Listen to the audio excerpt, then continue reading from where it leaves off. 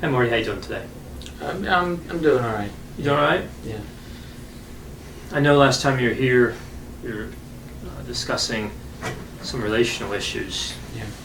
You want to continue with that? Yeah. Yeah. I mean, it kind of came up again. Every time my wife yells at me, I feel like a failure. Like I told you last time, I just feel like I can't do anything right. Like everything I try to do is met with arguing and yelling, and I just feel like there's nothing I can do right.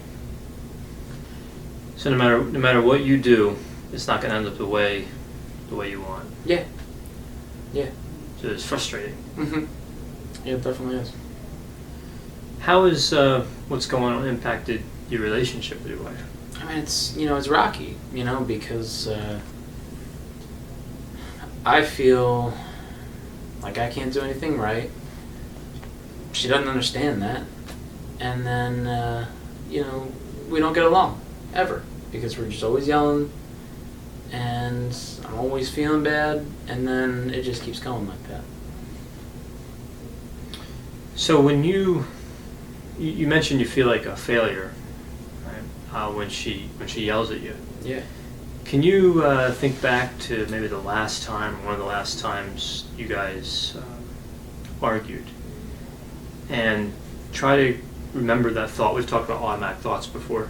Yeah. Remember that thought that comes in that moment when she starts yelling at you.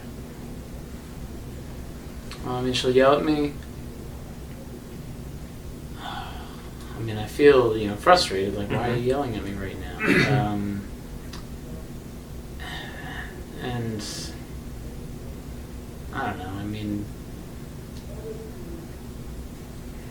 as I was thinking about, like, we were talking about it, and as I was thinking about it more this week, kind of felt like,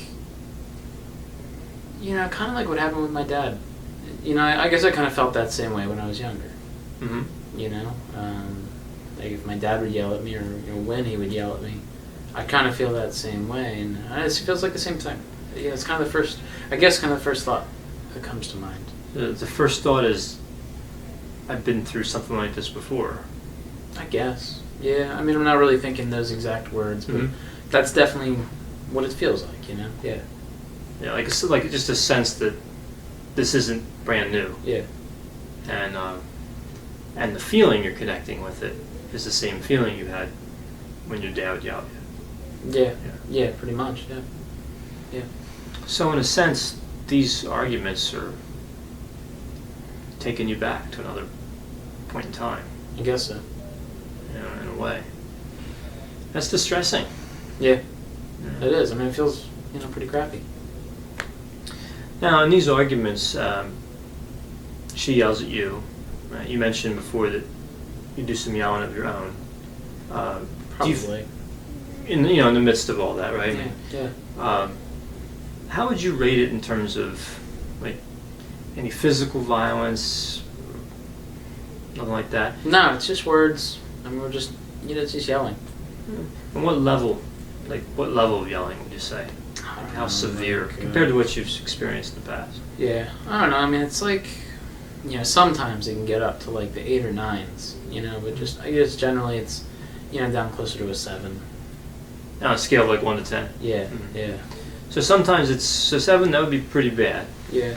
But some other times it's not. Yeah.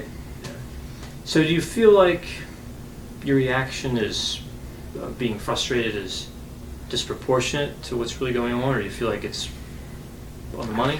I don't know what else to do, I mean, it's kind of my reaction, my gut reaction to it, I think I'm justified in it because, she just doesn't understand how much she yells at me, and how much that hurts me, I do feel justified, I mean, but it just keeps going though, and I feel justified though, I don't know. Let's talk for a moment about, if you're okay with it, about your father and his yelling. You've discussed this with me a little bit before, in the past few sessions. Yeah. I remember you saying that most of it was in the afternoon. Like most of the yelling was when you were both home. Yeah, I mean, it was. I mean, mostly when I, would get home from school. I mean, I wasn't, I was in high school, and then after that, I went to college, and so I wasn't really home much during college. But, I guess it'd be after I got home from high school. I'd get home, and he'd get home from work, and, just kind of be aggravated, whatever, just start yelling, and yeah, usually when I got back from school, yeah. All right, so he would get back from work, you would get back from school. And how long would that last? How long would the period where you were kind of vulnerable to being yelled at last? I don't know. I mean, sometimes about an hour, Mm-hmm. and he'd be yelling because he's, frustrated from work, and he's frustrated from the drive home and whatever else, and at some point he would usually start drinking, so maybe about an hour or so, where that was like, you knew you were going to get it. So kind of every day you could predict Yeah. that between when he came home, Mm-hmm. after you were already home from school, Mm-hmm. and when he started drinking, Mm-hmm. he was gonna find something to Yeah. yell at you about. Yeah. Yeah. Yeah, and I mean, there were some days, like, I knew when he came home the same time every day. I knew I could get out of the house, Because at some point I had a car, my friends had cars, Mhm. whatever. You had more freedom. Yeah, and, at some point I had a job, so sometimes I'd work after school and stuff. So I knew I'd be able to leave the house at times, like when I knew he was going to start yelling and stuff. But, I mean, there was a period of time, probably like my senior year of high school, that I just didn't. I just came home and you knew it was going to happen. That's the way it happened. Even though you were able to escape it, Yeah. right? You could have stayed out long enough for him to start drinking. Yeah. And instead, you stayed in the house. Yeah, I mean, it was pretty much my whole senior year. I'd come home, I knew it was going to happen, and I just took it, I knew he was going to yell, I just took it. Was there ever a period when you first got your freedom that you tried? Like, leaving? Oh, yeah. Yeah. I did, and I don't know why I didn't just keep doing that. I mean, probably would have been easier, but I don't know. The whole senior year, I was just back there at the house when he came home from work. So in that period were you those times when you did leave, what did he do instead of yell at you? I guess he had to yell at somebody else. I mean, my sister, my brother were home. I guess he probably yelled at them. I don't know. I mean, it felt good to not be there, but I guess he probably yelled at them. Which just sucks. I mean, I guess whoever was there was going to take it, Somebody was going to get yelled at. Yeah, I mean, I guess it was them when I wasn't there. I don't know. And how do you think you took it when you were there? How well did you respond? I just got used to it, I knew what was going to happen. I knew he was going to yell. I knew that it was going to make me upset. I knew that just those repeated times, just like now, I'm going to feel like a failure, which ultimately I did, Mm-hmm. Maybe I probably just became numb to it. It happens so often, and same thing every day. Probably just became numb to it and just kind of stopped caring and kind of stopped, I don't know, believing in myself or something, Like you just given up? Yeah, probably. I mean, that's probably, I don't know. Probably, yeah. Yeah. And how many years total did this experience go on? You endured the yelling? I mean, it would have been while I was in middle school and most of high school. I mean, I told you that at some point I was able to leave, but I mean, probably all of middle school, most of high school, and then I left, and then some, for the rest of the senior year I would be there, so, I don't know, quite a few years, I guess. A long time to suffer. Yeah. And now, if we move, back forward in time, you're in a relationship where you're getting yelled at a bit, right? And that's sometimes quite a bit. And that's causing you distress. It's like the same thing. You're yelling a little bit, and Yeah. Okay. so you feel like you're back in the same place. Yeah, I mean, it's a. Yeah, I mean, obviously, you know, she's not doing anything like he was, you know, like drinking or anything like that, but it does. I mean, it's like the same thing that happened is happening again. You know? So that's, in your opinion, that's the consequence of what happened to you. Like all this yelling that you endured before, in some way, is significantly contributing to what you're going through now. Maybe. I mean, I guess it could, you know, because it is the same thing. So maybe it. There could be some connection. Maybe, yeah. Yeah. I mean. Maybe not 100% explain it, but it explains part of it. Yeah, it definitely could. It definitely could. So, your functioning's been affected a bit. I mean, to the point where you're here with me now, and we're talking about it, and you're frustrated, and it does sound painful. Now, I'm curious, you mentioned you had a younger sister and a younger brother, Mm-hmm. and they grew up in the same house. How are they doing? Well, my sister, she's 3 years younger than I am. She's doing great. I mean, she graduated from college, like top of her class kind of thing, you know. And she's just about to get married, too. That's cool. Wow. Got a really great guy, you know.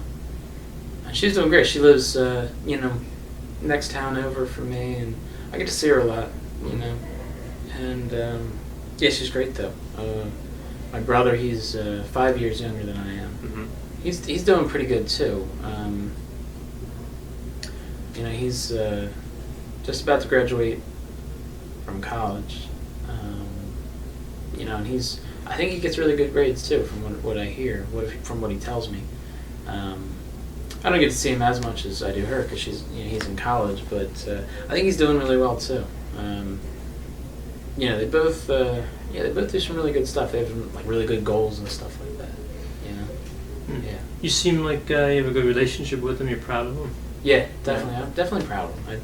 I think they're doing some really good stuff. You know, really trying to make something of themselves. Yeah. So, you know, I wonder, they're doing pretty well. You're doing okay, but you're having a rough time right now. How would things have been if you had taken that, you know, I know it's difficult to predict, but if you had taken that opportunity to not be there, if you had, like you said, you had a car, your friends had cars, you could have avoided the situation directly between your dad and you. Yeah, I mean, yeah, I guess I could have. I don't know.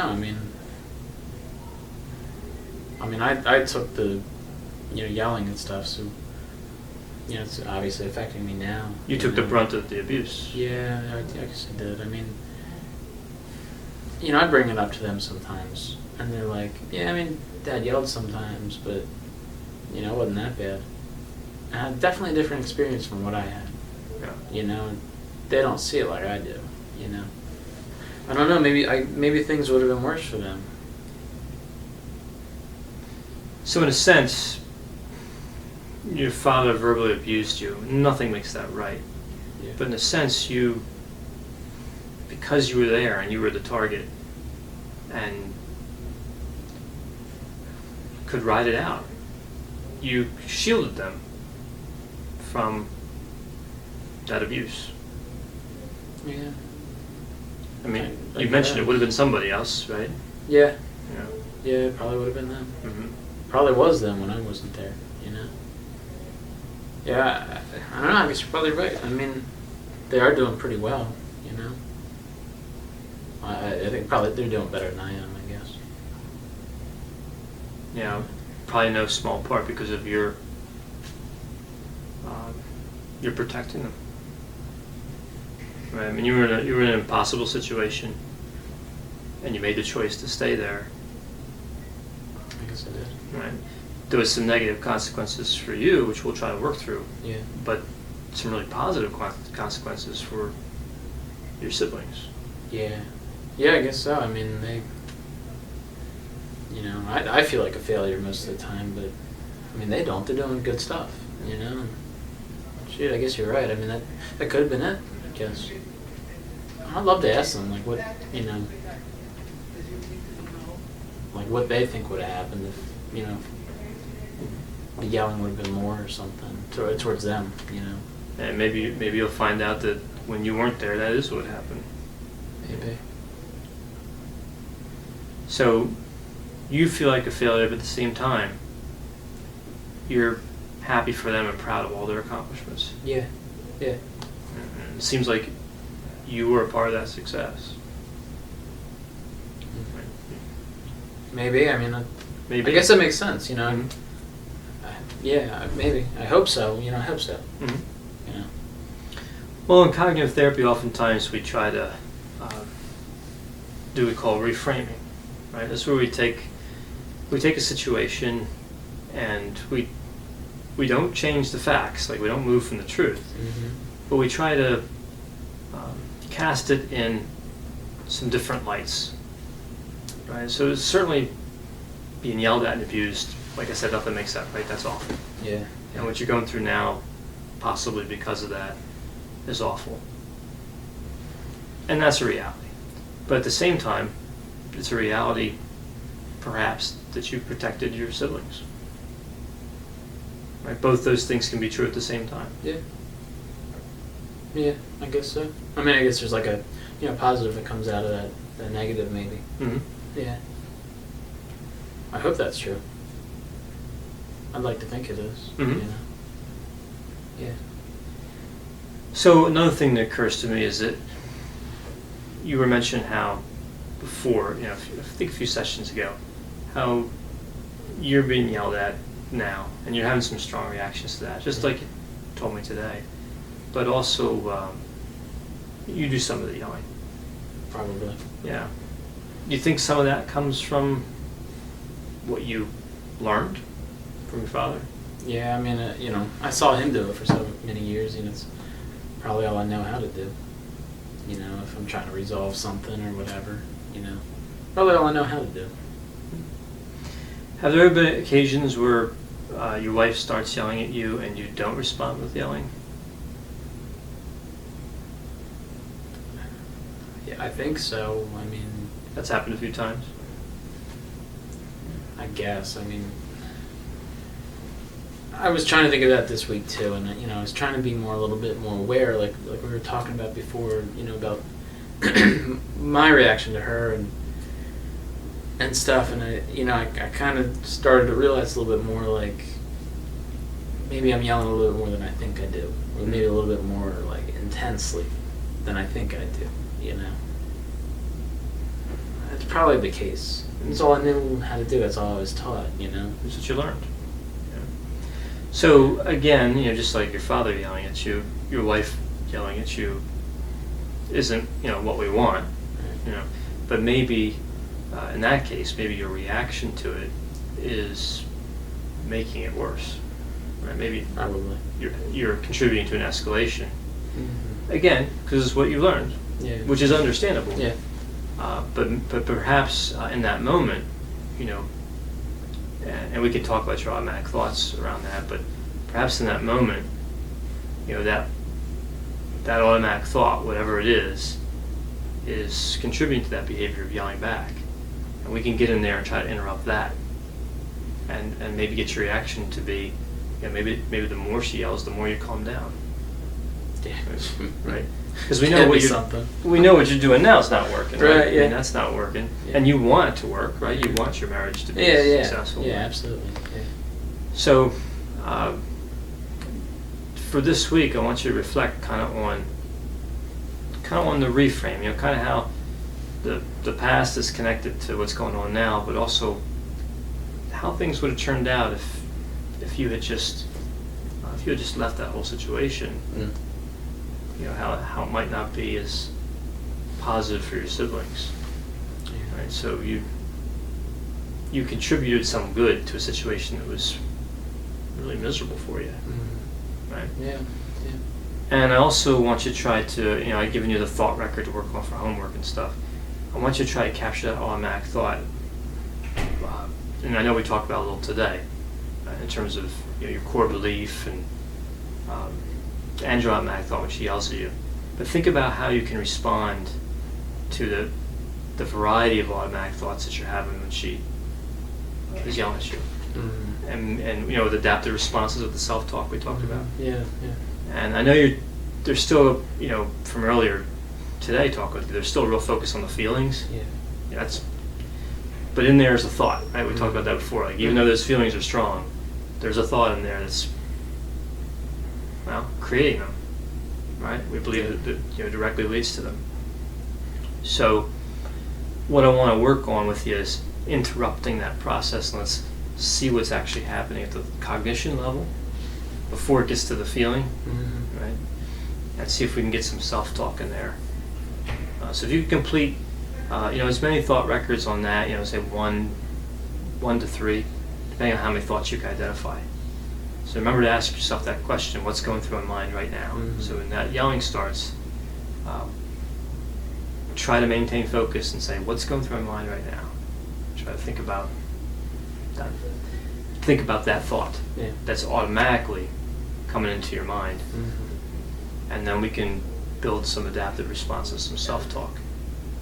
Yeah, I think my wife's gonna like that one because she's, she likes it. And she's like, "Oh, you're working on this stuff." I'm like, "Yeah, I'm sure she'll like it though." I mean, it's tough. It's not easy, but it's not easy. I know it's worth it. Yeah, it's not easy work, but I feel like we made some progress today. This reframe is something you can kind of consider, and then getting in and recording those thoughts on the thought records, and we'll work on those and try to make some concrete progress. And we can, work on trying to adjust your reaction to what's going on. Does that make sense? Yeah, it sounds good. All right. So I'll see you at the same time next week, and we'll move on from there. Yeah, cool. Sounds good. Thank you. Thanks.